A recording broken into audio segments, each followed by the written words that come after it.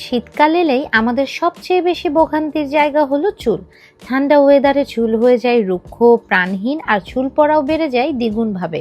তাই আমি শীতের শুরু থেকেই একটু বাড়তি যত্ন নিই আমার চুলের। প্রতিদিন না হলেও সপ্তাহে অন্তত 2 থেকে 3 দিন আমি ব্যবহার করি আল্ট্রা হেয়ার গ্রোথ অয়েল।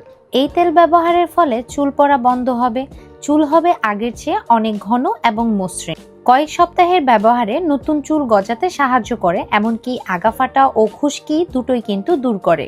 আর এই তেলে রয়েছে মেথি, কালোজিরা, মেহেদি, শিকাকাই, কেশরাজ, রিটা, জবা ফুলের নির্যাস সহ 40টিরও বেশি প্রাকৃতিক উপাদান, যা পুরোপুরি প্রাকৃতিকভাবে চুলের যত্ন নেয়।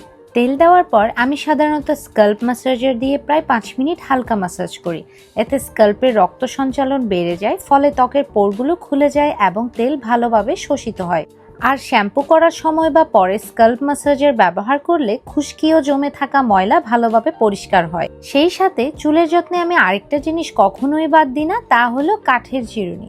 কাঠের চিরুনি চুলের প্রাকৃতিক তেল গোড়া থেকে আগা পর্যন্ত সমানভাবে ছড়িয়ে দেয়, ফলে চুল হয় আরো মসৃণ, ঝলমলে এবং স্বাস্থ্যোজ্জ্বল। নিয়মিত কাঠের চিরুনি দিয়ে চুল আঁচড়ালে স্কাল্পে রক্ত সঞ্চালনও বেড়ে যায়, যার ফলে প্রাকৃতিক তেল ও পুষ্টিগুলো চুলের গোড়ায় সহজে পৌঁছে যায়।